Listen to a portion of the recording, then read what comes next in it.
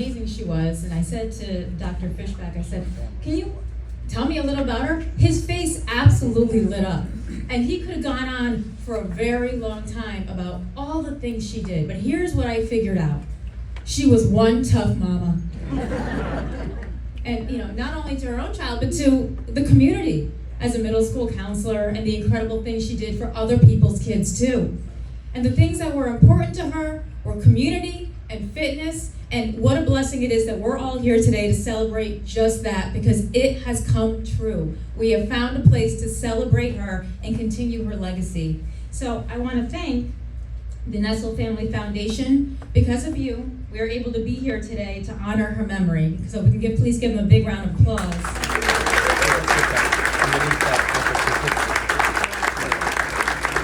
And if everybody could please join me and give a big round of applause and a big whoop whoop to Dr. Neil Fischbach.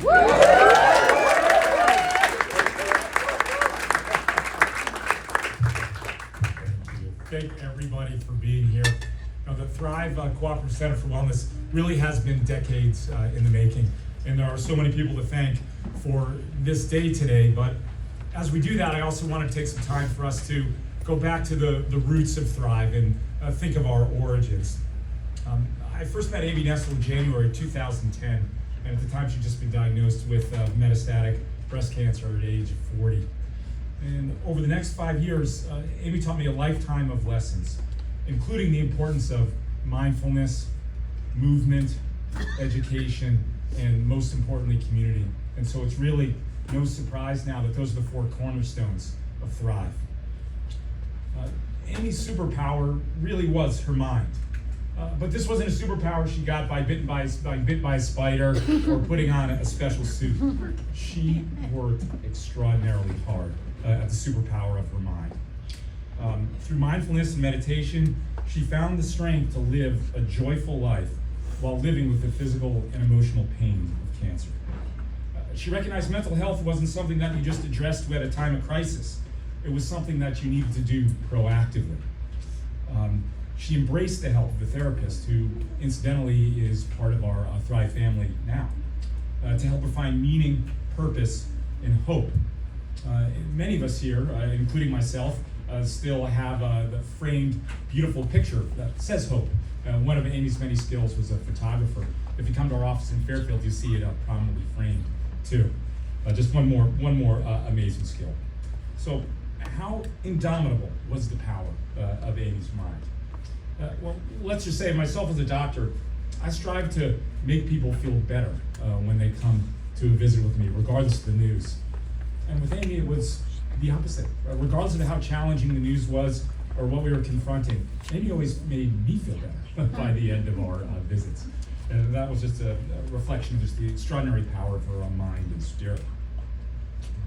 In a moment, we're going to hear from Amy's crew of walkers who used to come with her, accompany her on the walk to our office for treatments. No one appreciated the sheer joy of movement like Amy did. And I trace that directly back to first being on the back or front of her mom and dad traipsing through the wilds of Jamaica, Vermont, and later the moonlit hikes and snowshoeing adventures that we would have. But her family's emphasis really was movement as medicine, and that's something that Amy really embraced. Despite what cancer took away, Amy was always determined to nurture her body with yoga, stretching, and always gentle tests of endurance. Amy also was a lifelong learner. There's nothing more than she enjoyed more than sharing her knowledge with others. You might expect that from an empathic guidance counselor who spent her career educating our kids through what might be the second greatest challenge one can face in life besides cancer, and that being middle school. Our office visits actually turned into a real collaboration. I sort of share with Amy and teach Amy what Western medicine was learning about the best ways to treat HER2-positive breast cancer, and she'd teach me a gazillion topics ranging from integrative medicine to child rearing. And in fact, Gabby and Phoebe and Taylor my kids who are here tonight may not realize that much of the aphorisms that they hear, ignore, but somehow absorb came directly out of Amy. A triumph for her. And Amy was most of all about community. She derived tremendous strength from her friends, many of whom are in the room with us today. She was years ahead of our Surgeon General, Vivek Murthy, who recognized that personal connection and engagement are critical aspects of our health. She was a tireless advocate for community building for people living with cancer. And I can remember sitting through multiple visits where she had physically dragged Yale New Haven Health representatives together with us to talk about how we could build bridges with our local community cancer support organizations. Her bedrock belief was that a comprehensive, holistic cancer survivorship organization was not only necessary, but possible. And that bedrock belief really did plant the seeds for Thrive to grow. So, in remembering that, I think we also cannot underestimate the incredible job the Nessel family and the Nessel Foundation have done keeping Amy's spirit engaged in our everyday lives. When we first met, Sue and I, with the Nessel family in their backyard to discuss the concept of Thrive, Dave, Judy, Paul, and Sawyer immediately felt Amy's presence in the project. And their generous support has made all the difference and really is the reason that we are here today.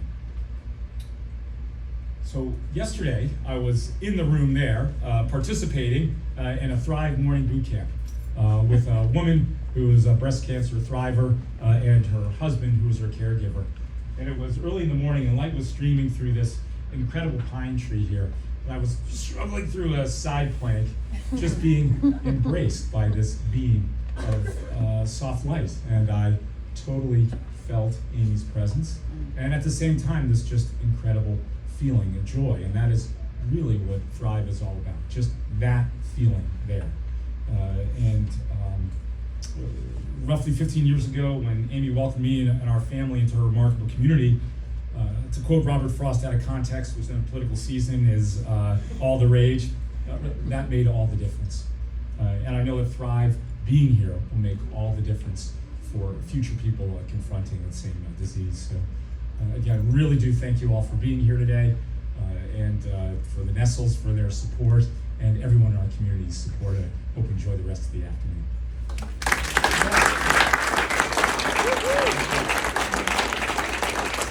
Thank you, Neil. My daughter mentioned to me earlier, she's like, look around, a lot of these people got some real cool sneakers on.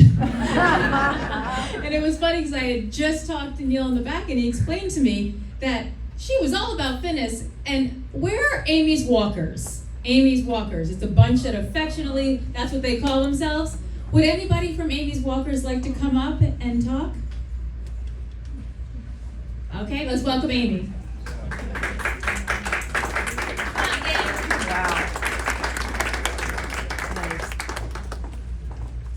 Good afternoon. This is a collection, part of Amy's Walkers. My name is Amy Barno, and I actually went to college with Amy.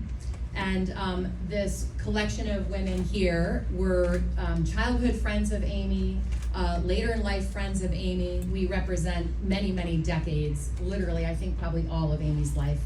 There are a handful that are not here today with us because they had conflicts. So collectively, there was maybe about 10 of us. And what does it mean to be an Amy's Walker? I think it's a distinguished title that we are all so grateful to have today, but 15 years ago, it really came from the fact that when Amy was diagnosed, she was a middle school guidance counselor at Ludlow Middle School, and she decided that part of her way to maintain some control and maintain that movement was that she was going to walk to treatment every single day. And I think she did for many years, regardless of weather, regardless of temperature, and we all took turns accompanying her on that walk. Sometimes it was a visit to see Dr. Fischbach, and most often it was treatment. Whether that was twice a week, every other week, there might have been a break, maybe it was once a month, whatever it was. And so for just over 5 years, and sometimes even on a day where she wasn't feeling up for that full walk, we would drive to Beach Road, and then you'd get out and do a walk around the Beach District before we went into treatment. So that time of walking, I think, meant a whole lot to her, well beyond the notion of being able to get from point A to point B. I think it was for her a little bit of control in the midst of a time when you are suffering from feeling control in your life, and it also was very much about being able to take a deep breath, enjoy time with any one of us and part of her community. And there were a lot of principles to that time that we would walk, and one of the sort of core principles of it was that whenever in bloom, you would always stop and smell the roses. And so our group of friends, and some of whom didn't know each other until this, we've maintained this friendship for 15 years, and we will tell you at any point that we all still stop and smell the roses whenever there is a rose in bloom. And my kids will tell you that, because if there's a rose, they know to stop and stick their nose right in there and take a deep breath. And I think stopping to smell the roses actually is symbolic of so many ways that Amy lived. It isn't just about stopping and enjoying this fragrant, beautiful flower, but it's really about the decision to stop and take a moment, enjoy time with your friends. Maybe it's stopping to take a moment and bake cookies for your oncology nurses, which she did all the time. It's stopping to take a picture of a beautiful bird or a picture of a sign that says hope. So Amy did a lot of reflecting and stopping and enjoying the moment, and they were life lessons that I think all of us have really kept with us for many, many years. And in fact, we have a little list of the top 10 Amyisms, sort of the lessons of Amy. And we all like to think that no, this is the clean version, Judy. Join us on the weekend and we'll show you the other 10. Okay. Don't sweat the small stuff. Life is too important to get caught up in the little things. Love, accept, protect, and fight for your kids. They're counting on you. I got it. Treat yourself, whether it's lunch, a massage, vacation, or a quiet moment. You deserve it. Capture moments with a photo. It's nice to have the memories to look back on. We all have so many beautiful pictures that she's taken from all parts of our lives, our kids, Sawyer, all of us. And we treasure them, really, truly. The work we do is so important. Make every child feel important and special. She so valued her role as a middle school guidance counselor, and I love that, Neil. It's probably the number 2 most difficult period in a life, and I think she did that with extraordinary power. And I think there are thousands of people today that had her as a guidance counselor that would tell you that she had a huge impact on their life. Think of others. Our words, thoughts, actions, cards, a surprise coffee. The little things we do make others feel special. Say I love you every chance you get to those that are close to you. Live in each moment and enjoy it. You will miss them if you are worrying about the past or the future. How true is that? Stand up for what you believe in. Don't just go along with the group. And what a powerful mantra for a middle school guidance counselor. And yet it's true for us at all ages of life. And the last thing, number 10, is don't be afraid of anything. There's a lot of fear that goes along with cancer. I think anyone that's managed that diagnosis will tell you that, but I think Amy did it with such an extraordinary amount of grace.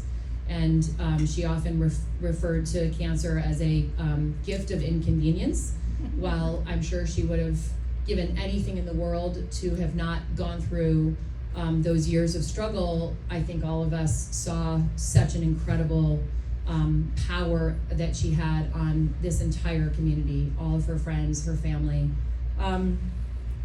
And I want to just say one of her favorite quotes was by a woman, Anais Nin. And she used to talk about this a lot in various iterations, but the quote is, "And the day came when the risk to remain tight in a bud was more painful than the risk it took to blossom."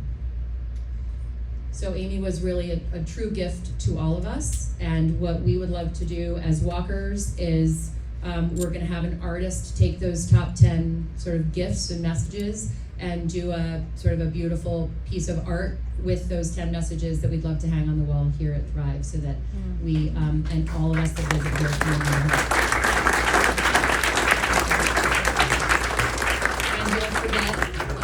to stop and smell the roses, truly.